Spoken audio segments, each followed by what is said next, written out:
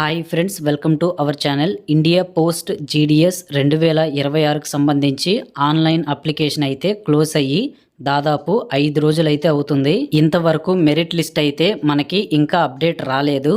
మరి official merit list release date ఎప్పుడు, ఇంకా మెరిట్ లిస్ట్ మీరు ఎక్కడ డౌన్లోడ్ చేసుకోవచ్చు, అలాగే మీకు జాబ్ వచ్చినట్టు మెయిల్ అండ్ మెసేజెస్ ఏమైనా వస్తాయా, మరి రిజల్ట్స్ వచ్చిన తర్వాత డాక్యుమెంట్ వెరిఫికేషన్ అనేది జరుగుతుంది కదా, అప్పుడు కావాల్సిన డాక్యుమెంట్స్ ఏంటి, ట్రైనింగ్ అనేది ఎప్పటి నుంచి స్టార్ట్ అవుతుంది, ఇలా వీటన్నిటి గురించి ఈ వీడియోలో మీకు కంప్లీట్ ఇన్ఫర్మేషన్ అయితే ఇస్తాను. సో వీడియో చూస్తున్న వాళ్ళందరూ తప్పకుండా వీడియోని పూర్తిగా చూడండి, అప్పుడు మాత్రమే అన్ని విషయాలు మీరు తెలుసుకోగలరు. తప్పకుండా ఈ వీడియోని లైక్ చేసి మీ ఫ్రెండ్స్ అందరికీ కూడా షేర్ చేయండి. అందరికీ ఇన్ఫర్మేషన్ యూస్ అవుతుంది. ఇంకా జాబ్స్ కి సంబంధించి లేటెస్ట్ అప్డేట్స్ అన్ని మన ఛానల్లో వస్తూ ఉంటాయి కాబట్టి తప్పకుండా సబ్స్క్రైబ్ చేసుకుని పక్కనే బెల్ సింబల్ ఉంటుంది, దాన్ని నొక్కి నోటిఫికేషన్స్ ఆల్లో పెట్టుకోండి. ఇక మనం వీడియోలో చూసుకున్నట్లయితే మై డియర్ ఫ్రెండ్స్, మనకి ఫిబ్రవరి 28 శనివారం రోజున ఫస్ట్ మెరిట్ లిస్ట్ అనేది అఫీషియల్ గా రిలీజ్ చేస్తారండి. సో ఫిబ్రవరి 28 సాయంత్రం 5 గంటల లోపు మనకి ఈ యొక్క పోస్టల్ జీడిఎస్ మెరిట్ లిస్ట్ అయితే రిలీజ్ కాబోతుంది.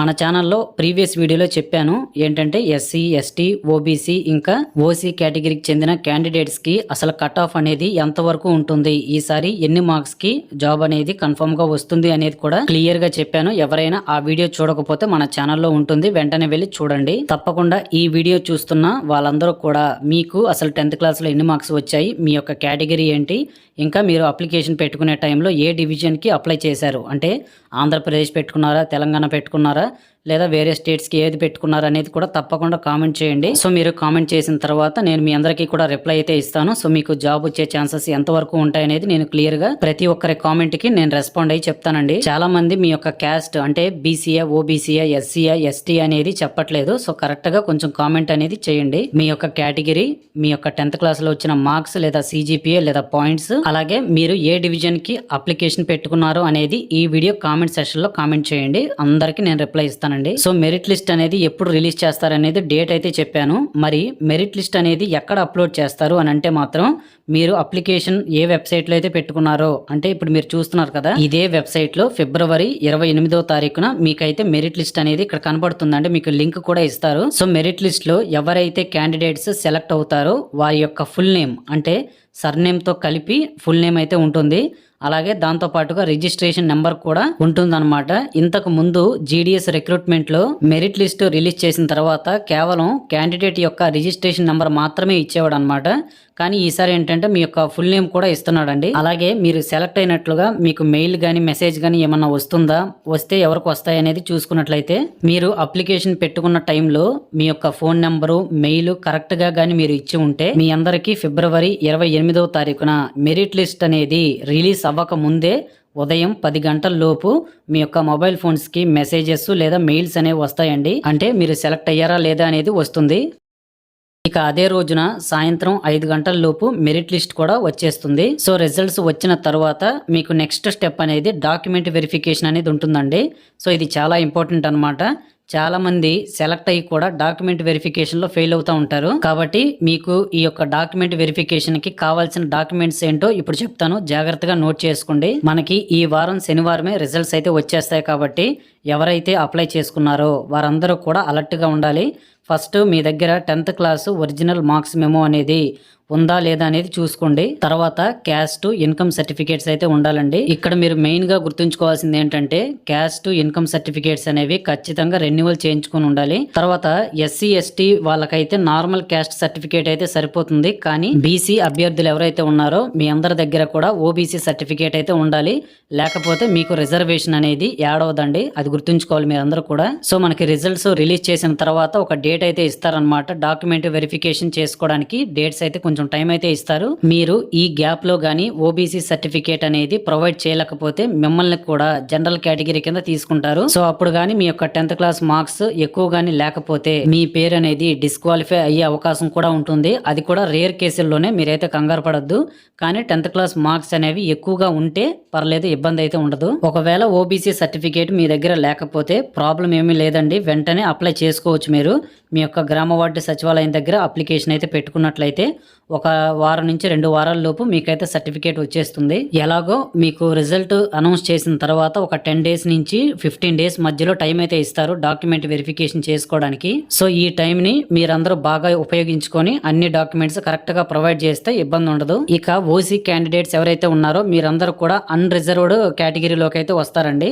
సో మీ అందరి దగ్గర ఖచ్చితంగా ఈడబ్ల్యూఏ సర్టిఫికేట్ అయితే ఉండాల్సిందే. ఇంకా ఫిజికల్లీ హ్యాండిక్యాప్డ్ ఎవరైనా సరే అభ్యర్థులు ఉన్నట్లయితే వాళ్ళందరికీ చెప్తున్నానండి, మీరు ఖచ్చితంగా పీడబ్ల్యూడి సర్టిఫికేట్ అయితే రెడీ చేసుకోవాలి. ఇక అన్నిటిని మించి ఒరిజినల్ ఆధార్ కార్డు అయితే ఉండాలండి. దాంతోపాటు మీకు మెడికల్ సర్టిఫికేట్ కూడా ఉండాలి. ఇది చాలా ఇంపార్టెంట్ అనమాట. సో ఈ విధంగా 10th class marks memo, caste, income certificates, Aadhaar card, ఇంకా మెడికల్ సర్టిఫికేట్, ఈ డాక్యుమెంట్స్ అన్నీ కూడా మీరైతే సిద్ధం చేసుకోవాలి. డాక్యుమెంట్ వెరిఫికేషన్ టైంలో ఇవన్నీ కూడా అడుగుతారు. ఇవన్నీ కూడా మీరు తీసుకెళ్లాల్సి ఉంటుంది. ఇక్కడ మీకు ఒక డౌట్ రావచ్చు, ఈ మెడికల్ సర్టిఫికేట్ ఏంటి, అసలు దీన్ని ఎలా పొందాలి అనేది చాలా మందికి డౌట్ అయితే రావచ్చు. అలాంటి వారందరికీ చెప్తున్నాను, మీకు దగ్గరలో ఉన్న మీ సేవా సెంటర్స్ దగ్గరికి అయితే వెళ్ళి ఫిట్నెస్ ఫామ్ సర్టిఫికేట్ అనేది ఒకటి అడగండి. సో మీకైతే ఒక ఫామ్ అయితే ఇస్తారు. దాన్ని తీసుకొని ఆ ఫామ్ మొత్తం కూడా ఫిల్ చేసి మీకు దగ్గరలో ఉన్న గవర్నమెంట్ హాస్పిటల్కి వెళ్ళినట్లయితే ఆ ఫామ్ మీద డాక్టర్ యొక్క సైన్, స్టాంపు వేసి అయితే మీకైతే ఇస్తారు. సో దీన్నే మనం మెడికల్ సర్టిఫికేట్ అని అంటామండి. ఖచ్చితంగా ఇదైతే ఉండాల్సిందే, దీన్ని అయితే లైట్ తీసుకోవద్దు. ఈ డాక్యుమెంట్ వెరిఫికేషన్ పూర్తయిన తర్వాత మీకు ట్రైనింగ్ అనేది ఉంటుందండి. ఒక 3 డేస్ ట్రైనింగ్ అయితే ఇస్తారు, 3 రోజులు అయితే ఉంటుంది. సో మీకు ఏ డివిజన్ లో జాబ్ అనేది వస్తుందో ఆ డివిజన్ యొక్క హెడ్ ఆఫీస్ లో మీకు ట్రైనింగ్ అనేది ఉంటుందండి. సో ఎంతమంది అయితే మీరు పెట్టుకున్న డివిజన్ కి సెలెక్ట్ అవుతారో వాళ్ళందరికీ కూడా, అంటే మీ అందరికీ కలిపే ట్రైనింగ్ అయితే ఉంటుంది. 3 డేస్ ట్రైనింగ్ ఉంటుంది. దీని తర్వాత ట్రైనింగ్ కంప్లీట్ అయిన వెంటనే మీకు ఒక 15 రోజులు అయితే టైం ఉంటుందన్నమాట.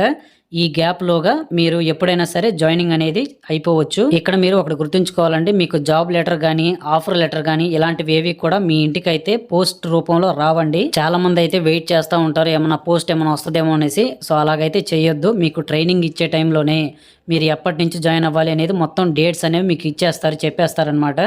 సో ఇంత డ్యూరేషన్ లోపు, అంటే ఒక 10 నుంచి 15 రోజులు టైం అయితే ఇస్తారు. ఈ డ్యూరేషన్ లోపే మీరు ఖచ్చితంగా జాయిన్ అవ్వాలి. ఒకవేళ మీరు జాయిన్ అవ్వలేదనుకోండి, కొంచెం ఒక రోజు అటు ఇటు అయినా సరే మీ యొక్క జాబ్ అనేది పోయినట్లే అనమాట. ఇమీడియట్ గా వెంటనే సెకండ్ మెరిట్ లిస్ట్ లో ఎవరైతే నెక్స్ట్ ప్రయారిటీ ఉంటారో వాళ్ళకైతే జాబ్ అయితే వెళ్ళిపోతుంది. కాబట్టి కొంచెం జాగ్రత్తగా మీరైతే ఈ ప్రాసెస్ అనేది కంప్లీట్ చేసుకోవాలి. ఏదో ఫస్ట్ మెరిట్ లిస్ట్లో పేరు వచ్చేసినంత మాత్రం జాబ్ వచ్చినట్టు కాదు. డాక్యుమెంట్ వెరిఫికేషన్ కరెక్ట్గా చేయించుకోవాలి, తర్వాత ట్రైనింగ్ అనేది తీసుకోవాలి, ఆ తర్వాతే మీకు జాయినింగ్ అనేది ఇస్తారండి. ఇంకా మీ యొక్క పేర్లు అనేవి, డేట్ ఆఫ్ బర్త్ కానీ మీ పేరు కానీ అన్ని సర్టిఫికేట్స్ అన్ని డాక్యుమెంట్స్లో కరెక్ట్గా యాజ్ ఇట్ ఈజ్గా అయితే ఉండాలి. స్పెల్లింగ్ మిస్టేక్స్ కానీ ఉన్నట్లయితే మాత్రం డాక్యుమెంట్స్ అనేవి అటు ఇటు మిస్ మ్యాచ్ అయినా సరే ఇమీడియట్ డిస్క్వాలిఫికేషన్ అయితే ఉంటుందండి. ఇది నేను చెప్తుంది కాదు, నోటిఫికేషన్ ఒకసారి మీరు చదివినట్లయితే మీకే కంప్లీట్గా అర్థమైపోతుంది. అందుకని కొంచెం జాగ్రత్తగా అన్నీ కూడా కరెక్ట్గా ఉండేలా చూసుకొని అప్పుడు మీరైతే డాక్యుమెంట్ వెరిఫికేషన్కి వెళ్ళండి. సో విన్నారు కదా గైస్, ఇదనమాట కంప్లీట్ ఇన్ఫర్మేషన్. సో మీకు వీడియో అయితే యూస్ఫుల్ అయ్యిందని అనుకుంటున్నాను. సో మీకు 10th క్లాస్లో ఎన్ని మార్క్స్ వచ్చాయి, మీరు ఏ డివిజన్కి అప్లై చేసుకున్నారు, దాంతోపాటు మీ యొక్క క్యాస్ట్ కేటగిరీ ఏంటి అనేది కూడా ఈ 3 మెన్షన్ చేసి కామెంట్ అయితే చేయండి.